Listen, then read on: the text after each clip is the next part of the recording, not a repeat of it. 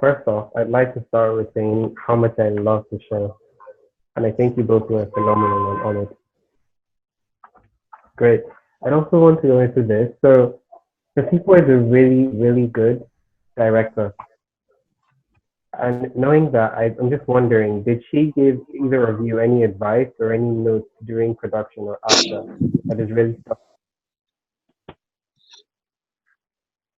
Nasibo was really, really involved in terms of everything that pertained to the show. I think she really guided us in terms of our performances. She gave us moments when we needed them, before we'd call action, especially for the emotionally heavy scenes. She would say, okay, guys, if you need your moment, you can have your moment before, you get into character. I think throughout the show, man, she just really held our hand. With our performances and our characterization. And I feel like because she wrote the story, she understood the characters really well. So if there's something we weren't sure about, we could always flag it with her, and she was more than happy to explain anything that we didn't understand about our characters. True. I feel like without Nasipo, I wouldn't have brought Tazama alive, honestly. She was involved in the hair, the smallest things. Yeah. It's like, oh no, I don't like this outfit. Just try this. I think this is the vibe I'm going for.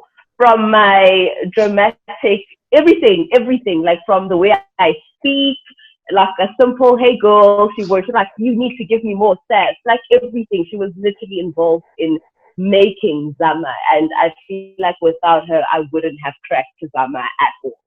Great. Thank you very much. Okay, cool. Can I go? Yes. This is a bit weird, sorry. Hi ladies. Hi, how are you? Good and you? Sorry, I switch off my camera because my network is really bad. So if I have a camera on, you can't hear me. So my first question is, your friendship in the series is quite strong. You guys are best friend. How did you have to actually spend time together outside of the set to build up that dynamic, or did it just happen organically?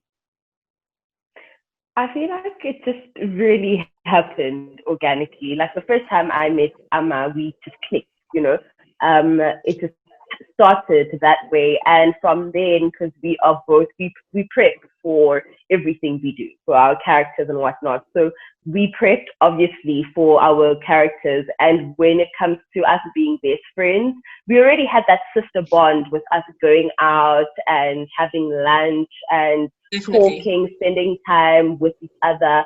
And I feel like that helped us a lot to bring Zama and Buling alive. So the role of Puleng and Zama, a really good role. My question now is, what was the audition like? Like, what scene did you audition with, and how did you tackle it? What preparation and mindset did you use? The audition process, well, for me, was quite long. It was a very long process. I sent in a self-tape initially, and they really liked it. They wanted to see me again, so in person. So I had to fly down to Joburg, which I flew myself. No one asked me to do that. I flew myself, did the audition, and I flew back to Cape Town, attended classes literally the same day. So it was a very long process, and then it was like a callbacks to test out chemistry with different characters. But the people I auditioned with, no one actually, I wasn't on the show. So it was a very long process, and I think for trying to find Buleng and the other characters. Yeah. Yeah. It was a cool experience. Yeah. For me, it was also a very long process. I went to audition for a different character.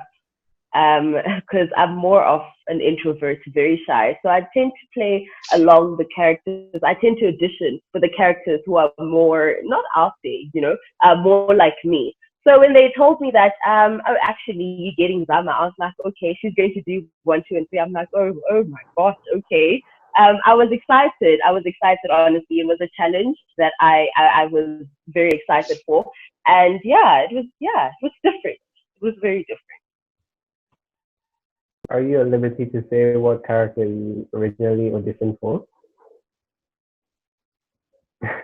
Any other character except Zama? Ama? Yes. This is a gigantic, it's quite colossal, this role, because of the scope that it has, and obviously it's an international release. When you went for the role, were you aware of that, and did that play a part in? Did it affect how your performance was, or did it make you want to be more of a perfectionist, or did you just throw yourself in and say, I'm going to do this, we'll see how it goes? Yeah. I mean, when I first auditioned for the role, I didn't know it was the lead role. I had no clue, because when you go for an audition, they just give you a brief. They don't really give you the whole story. So I just knew I was auditioning for Buleng, and this was what her character brief was. But I think shooting it, yeah, it was definitely, I was like, wow, okay, this is really happening. And it's like one of my first roles ever, and to be a lead was quite a huge deal. But I think I think everyone just played a huge part, and everyone just played their parts, and I feel like I was supported by such a lovely cast, that it just took off some of the pressure from me. And I think everyone else just delivered as well. And this question is for Cindy, please. In what ways would you say you're similar to your characters, Pulenga and Zama? In what ways do I feel like I'm similar to Buleng? Yeah. Oh, I think we're both very reserved. I'm also a very reserved person. I don't really like attention too much. And the fact that she's very family oriented, I think one of the reasons why she goes on this journey to seek her sister is for her family. She's trying to bring her family together. I'm very close with my family. I have a very good relationship with them. So it's one of the things I could understand her motives and why she was doing what she was doing. And yeah, I think that's one of the big things that we have in common. But it's funny, like when I auditioned for the role, I was so nervous. I'm like, oh my goodness, guys, am I what they're looking for? And my friend is like, girl, you are Buleng. Like, they're looking for Ama. Like, I don't know why you are so nervous. Like, this is you. Like, just reading what they're saying, they're literally asking for Ama. So just go in there and kill it. With me, I feel like the only thing I can point out is how she's just that ride or die friend. She's just like a friend who's always there no matter what. And I'm also that person. But besides that, I'm like the opposite of Zama. Yeah. Like, I'm an introvert. She's an extrovert. She's like out there. She's like, hey girl. I'm more like, hi guys, how are you? So yeah, I'm pretty different from Zama. So this series is quite different to what we usually see. Usually it's gritty, it's grimy. Now we see a more realistic side of South African schools. How do you think this is going to impact other series going forward in terms of what Blood and Water has done? Because now it's exposed the real life, another side of life that people haven't seen. So as actresses, how do you feel this will affect other roles that you take, perhaps internationally?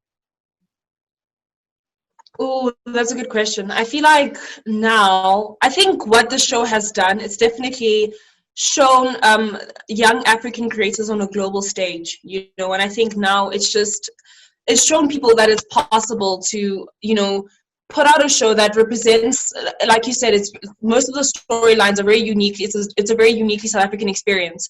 So I think the fact that the world is really gravitating towards that, the world wants to see that, I think it's shown that it's possible for us to create internationally standardized show, but here back home. We don't have to go overseas to create something, this big.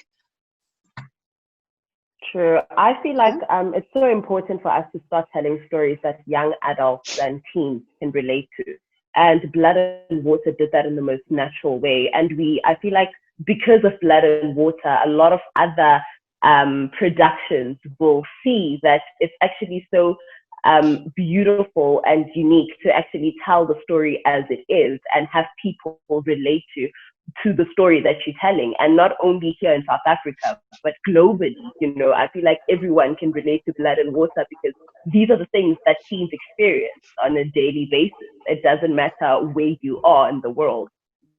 I'd like you to summarize your characters both in one word, a simple adjective.